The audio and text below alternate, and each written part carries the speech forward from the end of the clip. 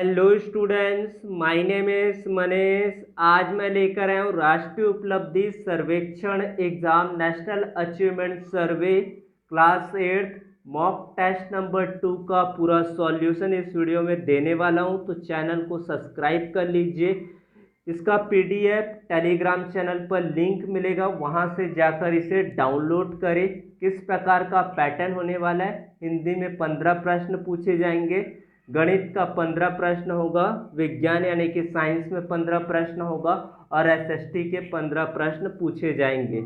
प्राणियों के बारे में दी गई तालिका को पढ़कर प्रश्नों के सही उत्तर OMRC शीट पर अंकित कीजिए। यहाँ पर प्राणियों का नाम दिया गया है, लंबाई और ऊंचाई दिया गया है, उसका वजन है, भोजन का प्रकार दिया गया है, कुछ जानवरों के यहाँ पर नाम दिया गया जैसे कि डायनासोर है, नील वैल है, हाथी है, मगरमच्छ है, शुतुरमुर्ग है। और यहाँ पर कुछ प्रश्न दिया गया, उनका आपको सही विकल्प चूज करना है। तो वजन के आधार पर तालिका में दिए गए प्राणियों का सही घटता क्रम क्या होगा? तो सबसे पहले आपको नील वैल का वजन आप देख पा रहे होंगे 173 मीट्रिक टन है, यानी कि इनकी जो है सबसे ज़्यादा वजनदार आपका नील वैल है। उसके बाद डायनासोर है, उसके बाद हाथी है, मगरमच्छ, फिर शुतुरमुर्ग आ जाएगा। केवल शाकाहार पर जीवित रहने वाली प्राणी कौन सा है? तो आपको तालिका में देखना है, शाकाहारी आपका हाथी।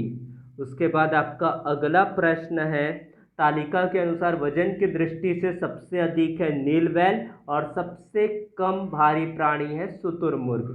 तालिका में दिए गए जलचर प्राणी कौन से? तो नील वैल और मगरमच्छ जो जलचर प्राणी है। किस प्रकार का प्राणी है ये? जलचर प्राणी है। मगरमच्छ खारे और मीठे पानी दोनों में पाए जाते हैं। खारे पानी का मगरमच्छ बड़े आकार का सरीसृप प्राणी होता है। तो आपको इसके बारे में बताना था, जलचर प्राणी कौन से है। निम्नलिखित शब्दों में कौन सा शब्द हिंदी भाषा का? डायनासोर, शुतुरमुर्ग, वैल, हाथी। तो इसका उत्तर हो जाएगा हाथी। सूचना को दिए गए लिखे प्रश्नों के सही उत्तर आपको OMRC शीट पर अंकित करना है। आपको ग्राम पंचायत दिया गया, ग्राम पंचायत आपका कुछ भी हो सकता है, छत्तीसगढ़ के कोई भी जिला आपको दिया जा सकता है। इस पर आपको प्रश्न दिए गए, उनके उत्तर आपको बताना है। तो सूचना में दिए गए शिविर के लिए कौन से व्यक्ति पंजीयन कराना चाहेंगे? तो ये किसके लिए है? नेत्र परीक्षण के लिए, यानी कि आंख संबंधी समस्याओं से ग्रसित व्यक्तियों के लिए। शिविर का आयोजन क्यों किया जा रहा है? तो पैसा कमाने के लिए, लोगों की सेवा के लिए, गांधी जयंती मनाने के लिए, प्रचार प्रसार के लिए। तो इसका उत्तर हो जाएगा आपका लोगों की सेवा के लिए। नेत्र शिविर में आपकी क्या भूमिका हो सकती है? स्वयं सेवक की भूमिका हो सकती है। नेत्र शिविर के आयोजन के लिए उचित निर्देश क्या हो सकते? तो पंजीयन के लिए जल्दी ना करें, कृपया पंक्ति बनाएं, अपनी पहचान पत्र लेकर आए, पंजीयन कभी भी करा सकते हैं। तो इसका 2 ऑप्शन आपका करेक्ट होगा। ऑप्शन नंबर 2, कृपया आप लाइन पर रहें और उसके बाद आपका पहचान पत्र लेकर आना जरूरी है। शिविर का आयोजन किसके द्वारा किया गया है? तो ग्राम पंचायत के द्वारा किया गया है। दिए गए अनुच्छेद को पढ़कर प्रश्नों के उत्तर OMRC शीट पर अंकित करना है आपको।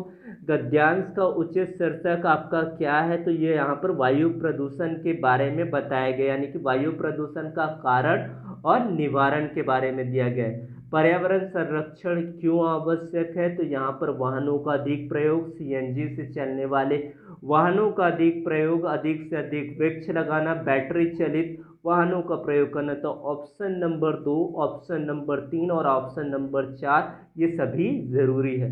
औद्योगिकरण का सबसे अधिक दुष्प्रभाव कहाँ देखा जा रहा है? तो महानगरों पर, जहाँ पर नगर स्थापित हो चुके, ऊंची ऊंची इमारत खड़ी हो चुके, वहाँ पर। औद्योगिक शब्द बनाने के लिए उद्योग में किस शब्दांश का प्रयोग करेंगे? तो इक शब्द का प्रयोग करेंगे। उद्योग धन इक हो जाएगा आपका औद्योगिक। गांवों से शहरों की ओर पलायन का दुष्प्रभाव किस रूप में देखा जा रहा है? तो वनों का विनाश। 5 2/3 मीटर लंबी रस्सी का मूल्य 12 3/4 है, तो रस्सी का प्रति मीटर मूल्य क्या होगा? तो आपको सबसे पहले 1 मीटर का निकालना पड़ेगा उसका मूल्य, उसके बाद आपको जितना पूछा गया उसके बारे में निकालेंगे। तो ये आपका उत्तर यहाँ पर अंकित किया है 2/1/4। आपका वर्ग अंतराल दिया गया है, बारंबारता दिया गया है। इसमें 250 से 300 बारंबारता वाला कौन सा है? 250 से लेकर 300, तो इसका 143 उत्तर होगा। 10⁻100 इसको घातांकी रूप में कैसे लिखेंगे? तो 10⁻50 गुणा 10⁻50। और जब आधार समान होता है तो घातांक आपस में जुड़ जाते हैं, तो 50 और 50 को जोड़ेंगे तो हो जाएगा 100। बीजी व्यंजक -x⁴ y⁻6 में संख्यात्मक गुणांक है, तो इसका संख्यात्मक गुणांक होगा ऋण 1। 10 लड़कियों की ऊंचाई सेंटीमीटर में मापी गई और निम्नलिखित परिणाम प्राप्त हुए, तो इसके माध्य ज्ञात करना है। तो माध्य कैसे ज्ञात किया जाता है?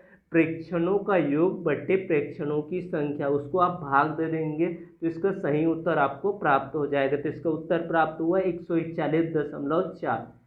निम्नलिखित परिमेय संख्या में कौन सी परिमेय संख्या 2/3 और 3/5 के बीच स्थित होगा? तो आपको परिमेय संख्या कैसे निकालेंगे? 1/2 ब्रैकेट आपका 2/3 धन 3/5, तो इसका उत्तर आपको प्राप्त हो जाएगा 19/30। संख्या 8472 6516 का योग निम्न में से किस अंक से विभाजित नहीं होगा? तो सबसे पहले आप इसका योग ज्ञात करेंगे। योग ज्ञात करने पर आपको विभाजिता जांच करना है। अगर सम संख्या प्राप्त आती है तो वो 2 से विभाजित होगा। अगर 2 और 3 से विभाजित हो जाता है तो 4 से आपको विभाजित करके देखना है। 5 से विभाजित होने वाली संख्या केवल 2 होगी, जहाँ पर इकाई की संख्या 0 हो या 5 हो। किसी समानांतर चतुर्भुज की आसन्न भुजाओं का अनुपात 3:2 दिया गया है, तो इस समानांतर चतुर्भुज के सभी कोणों का माप कितना होगा? इसको आपको निकालना है। किस संख्या के बीच स्थित होगा? 3/4 और 7/4, तो इसका उत्तर हो जाएगा 1.95। एक समद्विबाहु त्रिभुज का आधार 4/3 सेंटीमीटर, उसका परिमाप 62/15 सेंटीमीटर है। उसकी 2 बराबर भुजाओं की माप का योग कितना होगा? ये भी उत्तर आपको निकालना आता होगा तो आप बता सकते कमेंट बॉक्स पर। अगर आपको सॉल्यूशन चाहिए वो भी आप बता सकते। ये गणित का क्वेश्चन आपको पूरा सॉल्व करके मैं आप लोगों को बता दूंगा, आप कमेंट बॉक्स पर बता दीजिएगा आपको अगर सॉल्यूशन किस तरह से चाहिए। उसके बाद 20⁻30 में से किसके समान होगा? तो ये आपका घातांकी क्वेश्चन है, तो इसको लिख सकते हैं आपका 20⁻30 है, तो इसको हम लोग क्या लिख सकते हैं? 20⁻15 धन 20⁻15। उसके बाद आपका सलमा की आयु उसकी पुत्र की आयु की तिगुनी से 2 वर्ष कम है। यदि पुत्र की आयु x वर्ष है तो सलमा की आयु को कैसे प्रदर्शित करेंगे? 3x - 2। निम्न में से कौन सा अधिक परिणाम को प्रदर्शित करता है? तो B-A। B में से आप 1 को घटाएंगे तो ये सर्वाधिक परिणाम को प्रदर्शित करेगा।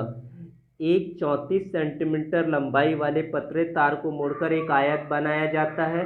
यदि आयत की चौड़ाई 8 सेंटीमीटर है तब इसकी लंबाई कितनी होगी? 9 सेंटीमीटर। इसको भी आपको गणित का पूरा क्वेश्चन मैं आपको हल करके बता दूंगा कैसे हल करना है। 30वां प्रश्न देखते हैं। तो गीता ने हिंदी विषय में रूबी से औसत प्राप्तांक से अधिक अंक प्राप्त किए। आप औसत निकालना जानते हैं, सभी का योग कर देंगे, जितना है उससे आप विभाजित कर देंगे।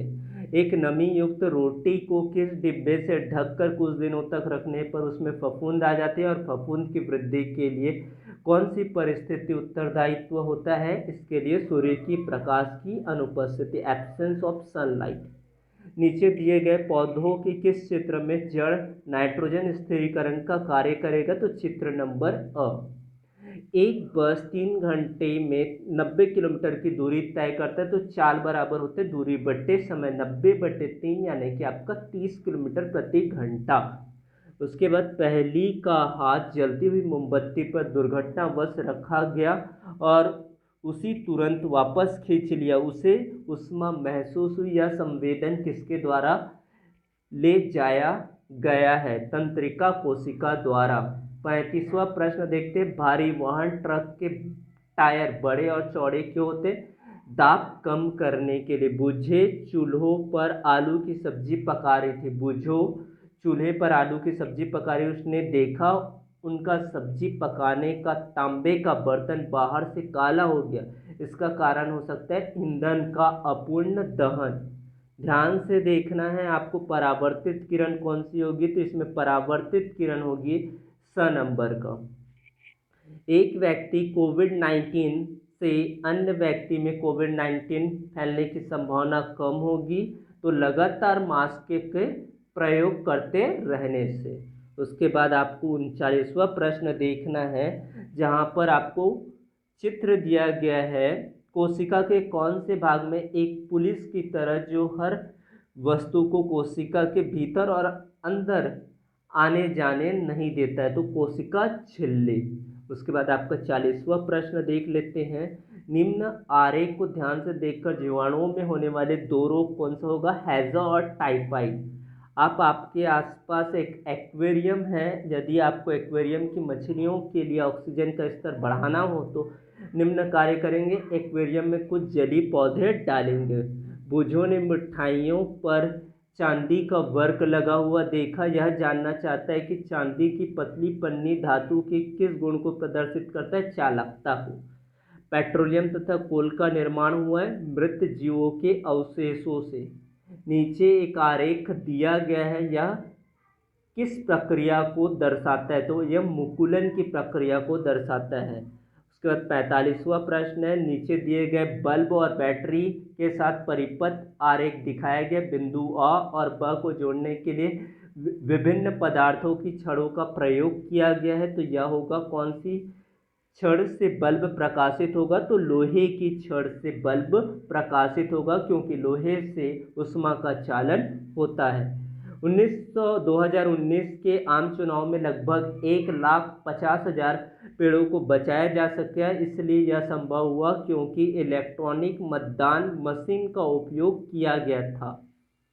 कौन से दो गैसें वायुमंडल में सर्वाधिक मात्रा में पाई जाती है, नाइट्रोजन 78% और ऑक्सीजन होता है 21%।